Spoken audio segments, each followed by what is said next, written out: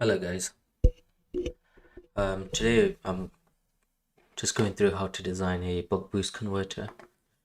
The plan is to use 4 AA cells as the input voltage and produce 5 volts output voltage. We'll just go through the steps, see where we get to.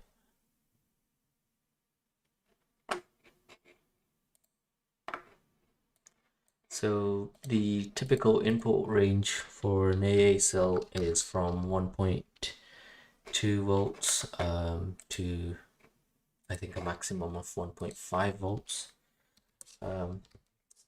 We can put some boundaries around that, so change it to 1.1 and 1.6 just in case there's some tolerances. And so this we can calculate our input voltage range. So if you have 4 cells, then the minimum input voltage is going to be that times 4 and this times 4, so we got a voltage range of 4.4 to 6.4 volts. So I'm going to put that into the Analog Electronics Multispice software on the search. So 4.4 and 6.4. Say for V out, we want to always have a fixed V out of 5 volts and with a current output of approximately 500 milliamps. So then this gives us the basic characteristics that we need to put inside the filter tool. Click search, and this gives us a load of different options that we can potentially use to design our power regulator, buck boost converter.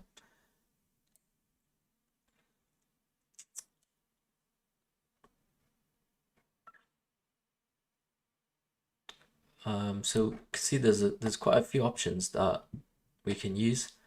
I'm thinking try to go for something simpler, so hopefully we can go a bit more through the design,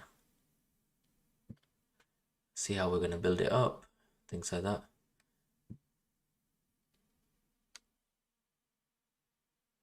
I think this one may be a good start. So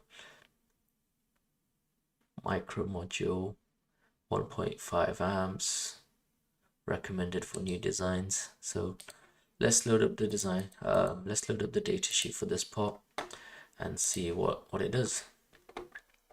We'll go through some of the important characteristics that we need.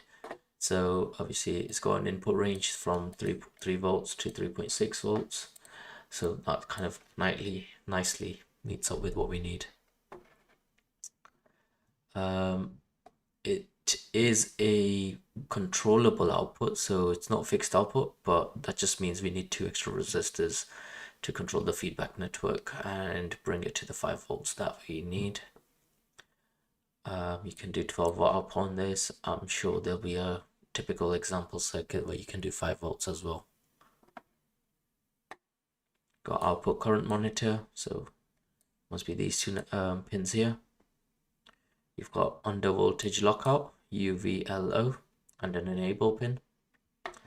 You've got RT, which I'm not too sure what it is at the moment, but we'll work that one out. There'll be a description of the pin in here somewhere. V out pin. Let's see what the package looks like. Oh, it's a BGA packet. It's not ideal. I don't particularly like using BGA packets because they're difficult to work with, difficult to see connections are made, especially for development projects where if you're trying to hand solder this, it's next to impossible. So I might actually select a different regulator, but I don't think I'm going to physically build this anyway, so that's probably okay. Another thing to look at is the efficiency curves. Typically for boost converters, buck converters, they'll be above 80% at of the load currents we're talking about. You can see when the voltage input is 6 volts, the efficiency is not great. It seems to be going off a cliff after about, which makes me a little bit nervous as well for if you have a 4.4 voltage input.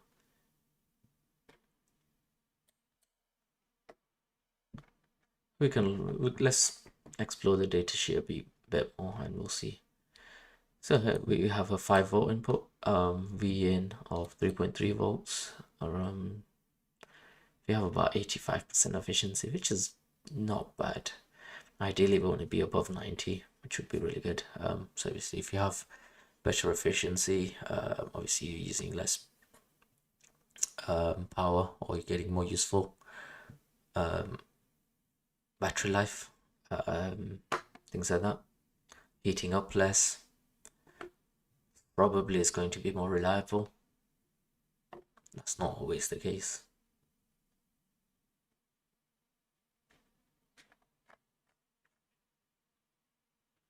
And it's generally speaking, on a boost converter, buck converter, they will have a description of all the pins to, where they should be connected.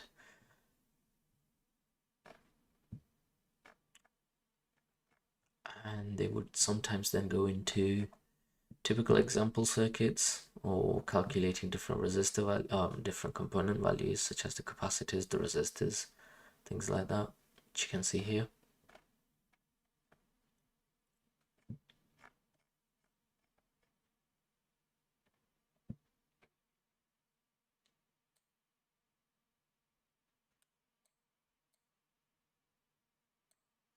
This shows you that how hot this gets. Obviously 36 volts, 1 amp,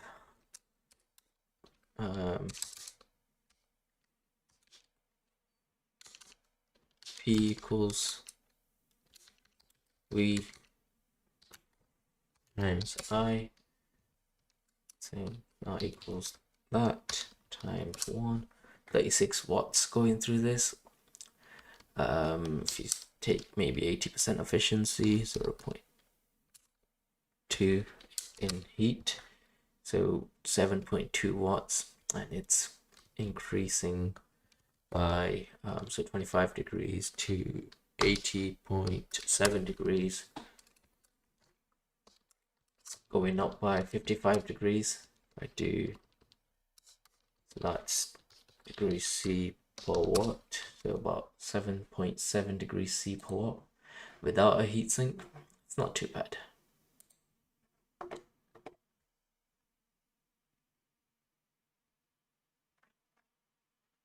This gives you a nice circuit layout that you can use for your PCB design if you eventually get to that.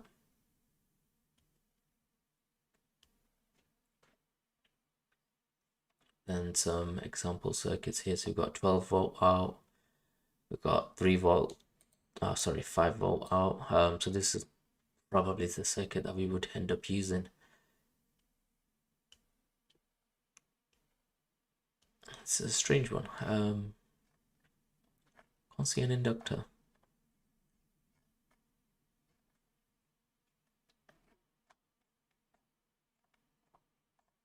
And obviously this gives you the package dimensions and things like that, which if you needed to draw your footprint, then you can do that.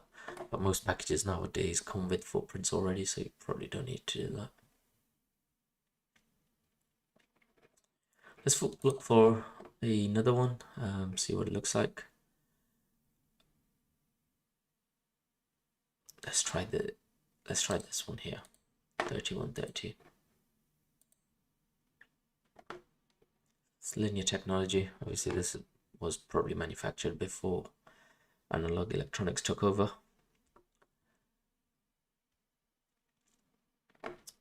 Again, the input voltage range is good for us. It's well within range. Output voltage range is fine as well. It's got an adjustable output, so we probably need to put in some resistors to kind of control what output we get.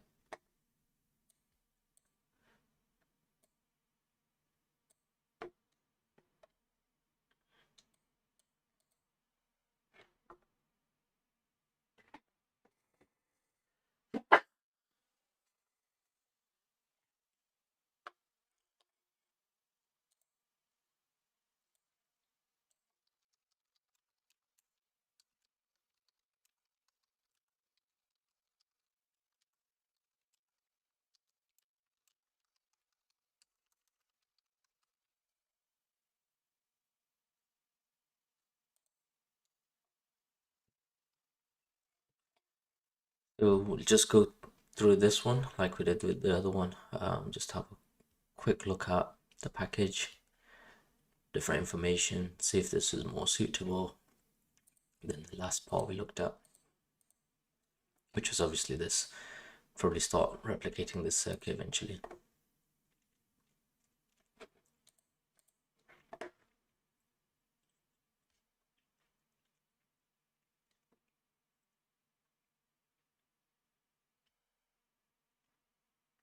So this can be configured to run down to 1.8 volts, which is quite good. We're obviously more interested in this one. So you can see it's got a logarithmic curve on this, so it makes it a bit more difficult to read, but we'll see if we can get more information. So if the V in is 2.5, obviously we're not going down to that level, so 3.6 is probably more suitable. So we got 200 milliamps, 300 milliamps, 400 milliamps.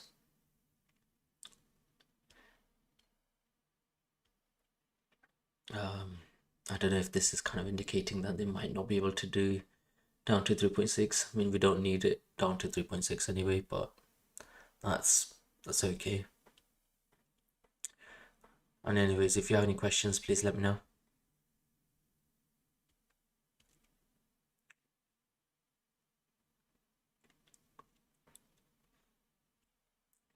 If the VN is 5 volts, which is, I guess we'll be sitting somewhere in between these two, so we would have some output of 5 volts, sorry, 4.4 volts at our minimum input range.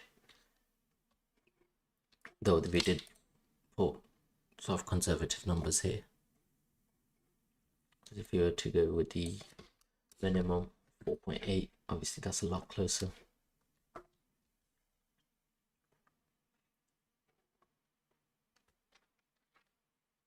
Oh, looks like it's got a different mode of operation as well. Seems to be offering a lot better efficiency. So we in 5 volts, just looking at this, looking at these two here. Yeah, 90%. It starts falling off again. So we got, so I guess it's more suited for low current applications, not for 500 milliamps, because then we start to get to the levels that we see on here anyway. So we are around 200, 300, 400, 500, so somewhere around this region here, which, you know, 85% again, it's not too bad. They're all very similar in that sort of range anyway. Because this is LT linear technology, we might even have a simulation circuit that we can use.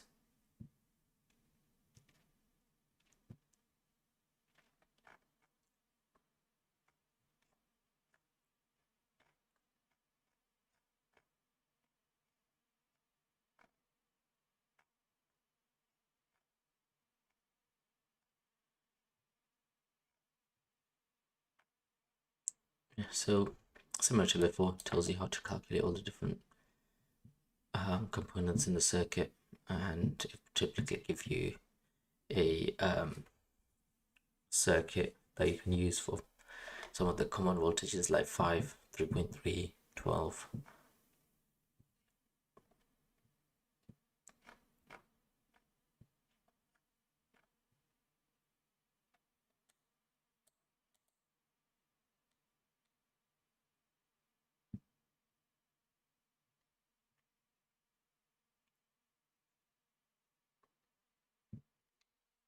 Some PCB design that we might be able to use. It's got a ground plane on the bottom, so you can see. Look, no, it's not got a ground plane.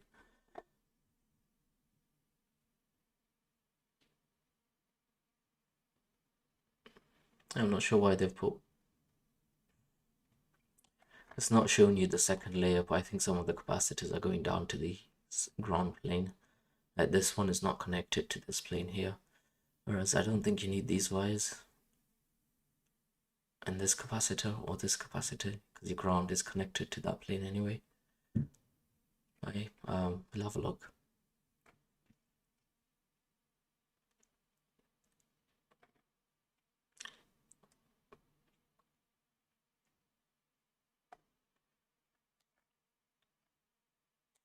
15 volts. There's a circuit that we might be able to use. This is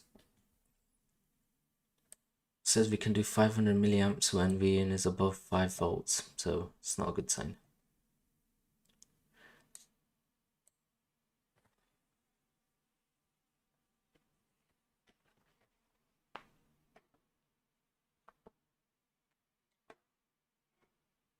This doesn't tell you the input voltage range.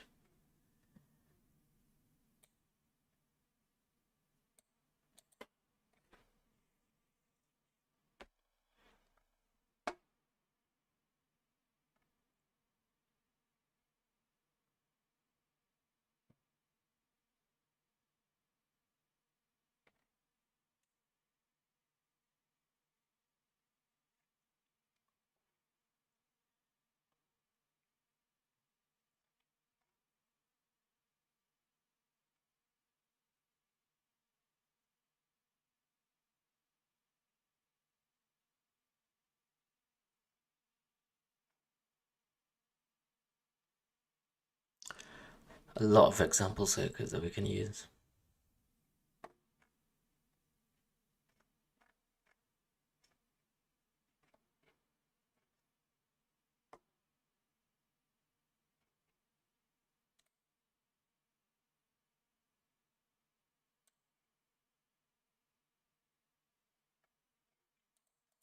Let's have a look at one more.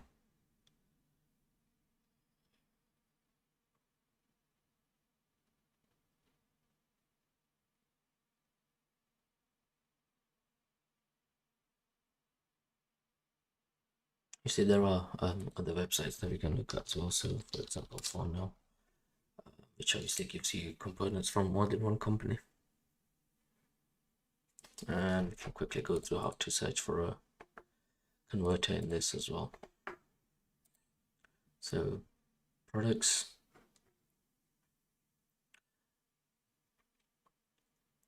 Can be a little bit tricky sometimes. Semiconductors, then potentially power management or something like that.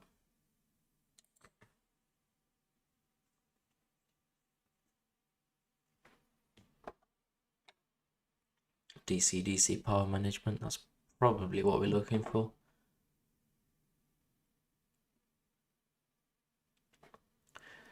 Potentially voltage regulators as well, so we'll try both. Voltage references, they are probably Zener or linear regulators. So we've got DC,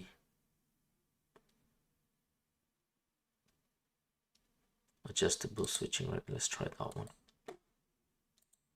Got more choice there. Also got fixed, because 5 volts is so common, fixed might be okay. So number of outputs 1, that's fine. Supply voltage, output current, we can put in minimum 500 here. Narrows down what we gotta search through. Output voltage, nominal. So I think we can just go in here and select 5 volts.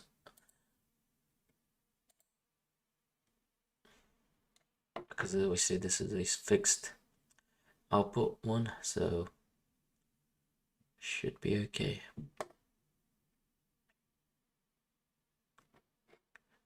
Just make this full screen. You can see output currents on here. You can see the input voltage range.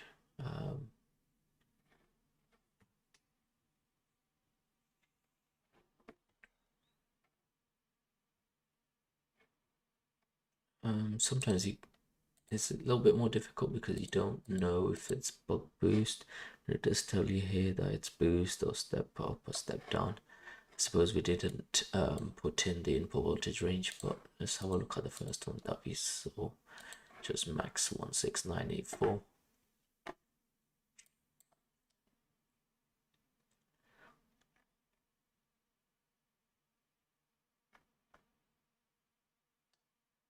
It's a step down converter, so maybe this is not right for us.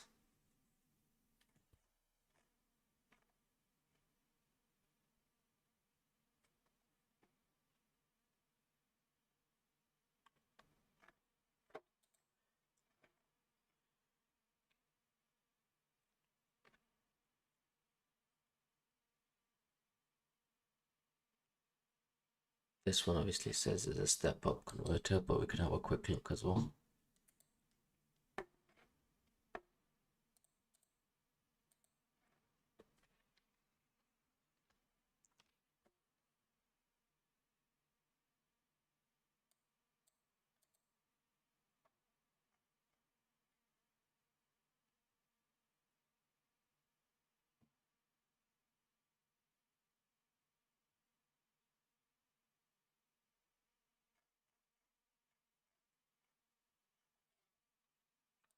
Instead of going through the whole circuit, let's just go through the typical circuits that give you.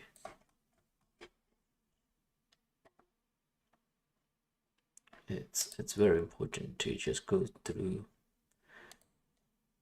loads of different regulators just to have a quick look. You don't want to start designing something and then find out potentially there was a better option.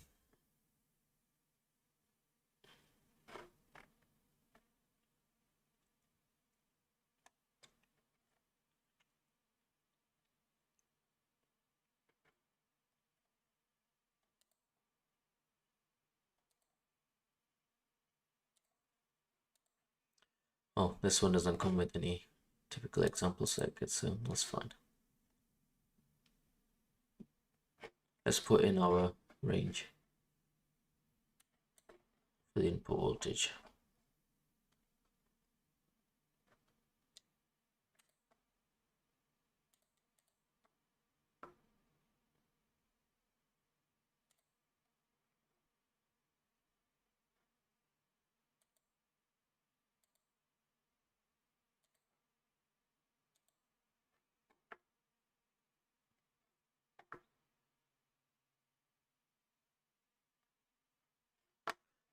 I suppose we wanted a minimum.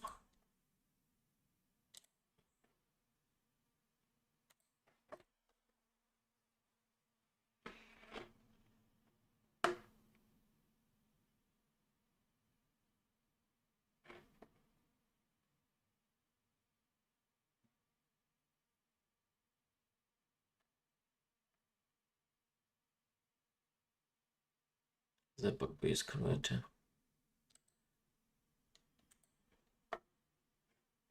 This probably has a filter for the type of regulator. So you got obviously got buck-boost there.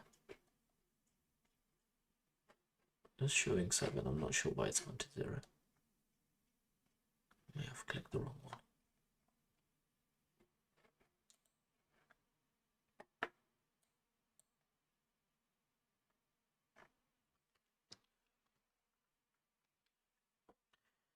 So you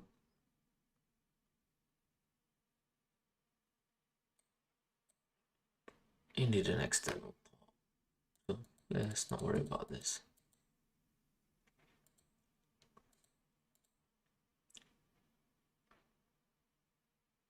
So anyway, we've got this port.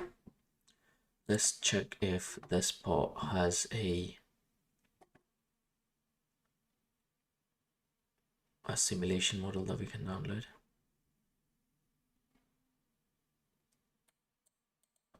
So they do have models for LTC3130 and 3130-1. Let's find out what the differences are between the two.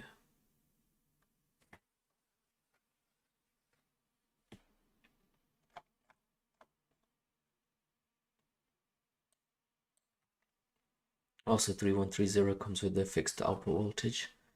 That might be ideal. Let's have a quick look if we can find the model for it in LTSpice. So LTSpice, file, new schematic, pressing the F2 button, and then power products, let's LTC 3130.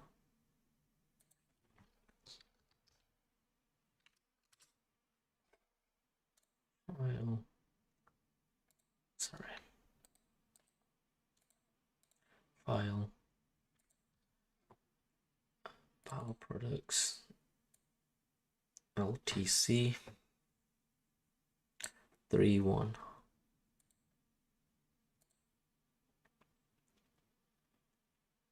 3130-1.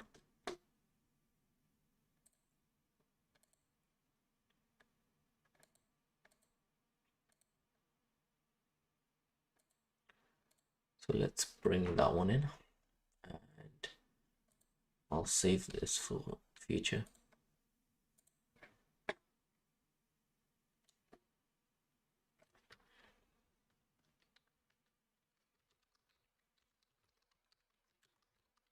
It's always better to have a simulation model to kind of get it's roughly in the right ballpark for what we need.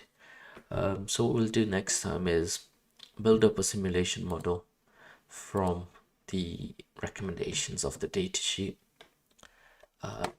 Look at all the current, all the component requirements such as maximum currents, voltage ripples, things like that, and we'll go from there. I think that'll be really good. So thank you for watching, and see you next time. Cheers, bye.